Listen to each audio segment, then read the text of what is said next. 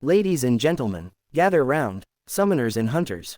Have you ever watched a legendary anime, fallen in love with the main hero, and then, when the final credits rolled, you were left with one burning question: what happens next? Well, my friends, the world of Solo Leveling answered that call. And the answer didn't come from a shadowy monarch or a reborn monarch, but from a new hero rising to carve her own destiny. Today, we dive into the complete life story of none other than Park Heejin. Imagine this, if you will: the epic, heart-pounding finale of the original story has faded. The great Sung Jin-Woo has reshaped reality itself. But peace is a fragile thing, and monsters don't just vanish forever. Into this new, uncertain world steps Heejin. And here's the first twist in her story: in the original Manhwa, she was barely a flicker on the screen. A background character, a name without a face. But oh, how the tides of fate can turn. Her story truly begins with a legacy heavier than any dungeon gate. She is the daughter of the legendary tank, Park Kyung-Hye. Can you imagine the pressure? It's like being born into a family of heroes, expected to be great, but without the same overwhelming power. But Heejin doesn't crumble. No, she trains with a fire in her eyes that would make any shonen protagonist proud. She doesn't inherit her father's exact skills, she forges her own path, awakening as a mage-type hunter with incredible, iron-blooded, magic. Think of it, controlling liquid iron with the grace of a waterbender and the devastating force of a volcanic eruption. It's not just power, it's artistry in combat. Imagine, if you will, the vast and intricate tapestry of the Solo Leveling universe. For years, our eyes were locked on a single, thrilling thread: the meteoric rise of Sung Jin-Woo from the world's weakest hunter to its absolute monarch. His story was a blazing comet, lighting up the sky and captivating us all. But when that comet reached its glorious zenith, a question lingered in the hearts of fans: what of the world left behind? What new stories would sprout from the soil he had so fundamentally changed? The answer arrived not with a world-shattering boom, but with the quiet, determined footsteps of a character most of us had entirely overlooked. This is the essence of Park Heejin's breathtaking journey from obscurity to stardom. In the original Manhwa, her existence was a mere whisper, a background notation: the daughter of the stalwart tank, Park Kyung-Hye. She was a name on a family register, a silhouette in the shadow of a legend, possessing no agency, no power, and no narrative weight. She was, for all intents and purposes, part of the scenery. To the audience, she was an extra in the grand, action-packed blockbuster that was Solo Leveling. This initial obscurity is what makes her ascent so profoundly compelling. It's a classic trope in Korean storytelling: the underdog who defies expectations. But Heejin isn't just fighting monsters, she's fighting narrative oblivion. Her story truly begins in the sequel, Solo Leveling: Ragnarok, a title that promises both an end and a rebirth. The world Jin-Woo saved has entered an era of precarious peace. The dungeons are controlled, the Hunters Association is a well-oiled machine, but a dangerous complacency has set in. The new generation of hunters relies on the systems and safety nets left by the Shadow Monarch, losing the raw, desperate edge that defined their predecessors. Into this simmering pot of comfort and fading memory, Heejin is thrust. But she doesn't emerge as a fully formed hero. Her journey to stardom is a grind. It's the anime training arc we all love, stretched into a lifetime. Growing up as the daughter of a famous A-rank hunter wasn't a privilege, it was a crucible. Every day was measured against her father's legacy. The whispers followed her: that's Park Kyung-Hye's daughter. The unspoken question hung in the air: can she ever live up to him?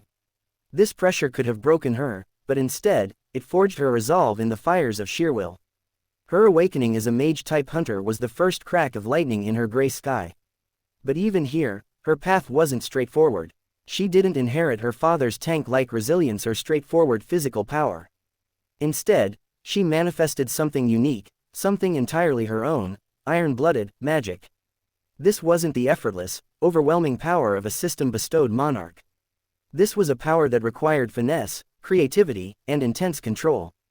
Imagine the discipline needed to command liquid iron, to shape it into shields, whips, and spears, to wield a substance both brutal and fluid. This power became a metaphor for her own life, taking the heavy, rigid expectations placed upon her and learning to bend them to her will, to make them flow and fight for her. Her stardom, therefore, isn't a sudden anointment. It's a slow, earned burn. It begins with small, defiant acts. It's seen in the sweat on her brow during a training session long after others have gone home. It's heard in her challenging the lazy tactics of hunters who rely too heavily on the shadow soldiers acting as a global safety net. She sees the soul of Korean hunting, the courage, the strategy, the personal responsibility, draining away, and she stands as a dam against that tide.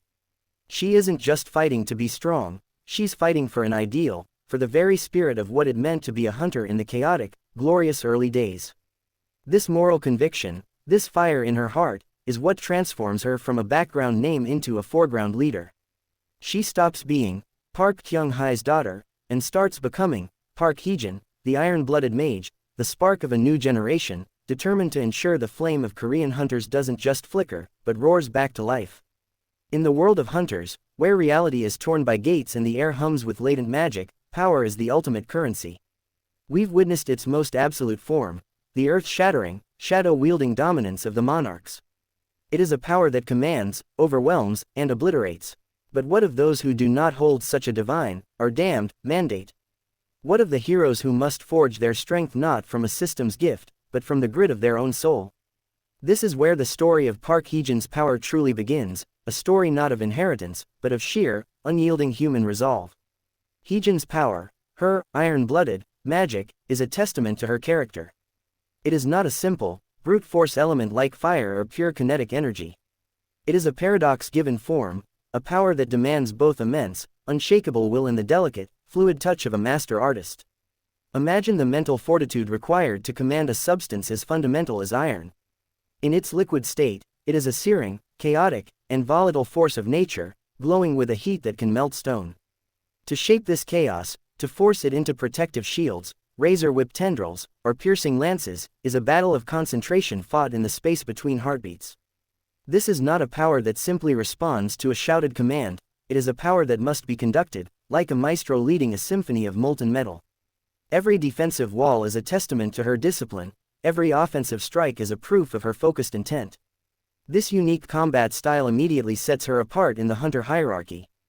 While others may charge forward with enhanced strength or unleash barrages of elemental fury, Heejin's battles are a dance of strategy and control. She is a mage-type hunter, but her magic manifests with the tangible, formidable presence of a knight's armor. She can create a swirling vortex of liquid iron to intercept a monster's charge, then instantly solidify it into an immovable fortress. She can fashion a single, needle-thin filament of iron to slip through a chink in armor, then expand it violently from within. Her power is versatile, allowing her to adapt from a defensive tank, a poignant echo of her father's role, to a precision-based assassin in the span of a single breath. It is a style that requires her to be constantly thinking, analyzing, and outmaneuvering her opponent, making every victory a testament to her intellect as much as her magical prowess. But the true source of this power, the very engine that drives it, is her resolve. This is not the generic, will to win, we so often see. Heejin's resolve is deeply personal, complex, and fiercely Korean in its ethos. It is born from the weight of a legacy she both honors and seeks to redefine. She carries the name of her father, Park Kyung-Hye, a hero of the previous generation. This is not a light mantle to wear, it is a heavy cloak of expectation. Yet, instead of being crushed by it, she uses it as her anvil. Her resolve is the hammer with which she forges her own identity. Every spell she casts, every monster she slays, is a declaration, I am my own hunter. Furthermore, her resolve is fueled by a righteous frustration with the complacency of the new era. She sees hunters who have grown soft, relying on the shadow armies left by Sung Jin-Woo as an impenetrable safety net. They have forgotten the visceral fear and the raw courage that defined the early days of hunting. Heejin's power, therefore, becomes a symbol of self-reliance. Her iron does not come from a system, it comes from her. Her shields are not conjured by a shadow, they are built by her indomitable spirit. In a world leaning on a crutch left by a god, she is a stark reminder of what human determination can achieve. Her power is a direct challenge to the status quo, a blazing signal that true strength was, is, and always will be, forged in the heart long before it is ever manifested in the hands. It is the power of a legacy, not received, but earned. A legacy is a ghost. It can be a comforting presence, a whisper of encouragement from the past. Or, it can be a haunting, a constant, spectral reminder of a standard that seems impossible to meet.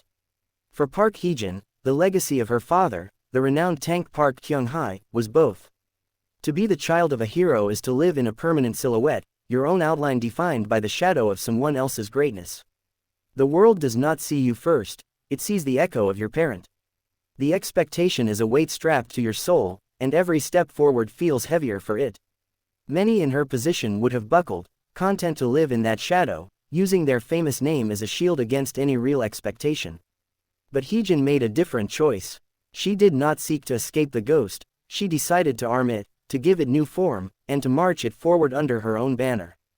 Her journey, therefore, is not one of rejecting the past, but of resurrecting it with a new purpose. The Korea her father helped protect has changed. The immediate, visceral threat of the dungeons has been managed, replaced by a systemic, almost bureaucratic approach to hunting.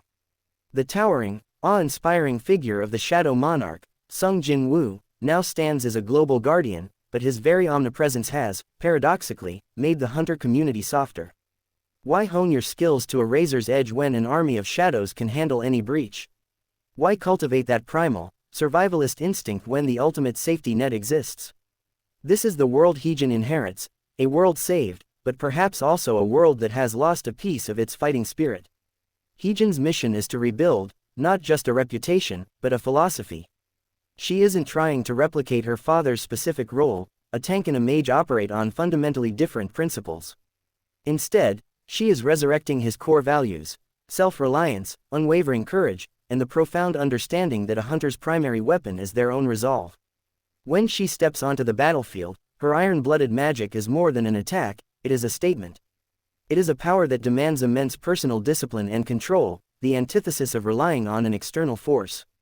Every shield of molten iron she conjures is a testament to the kind of protection her father embodied, one born from personal sacrifice and skill, not delegated power.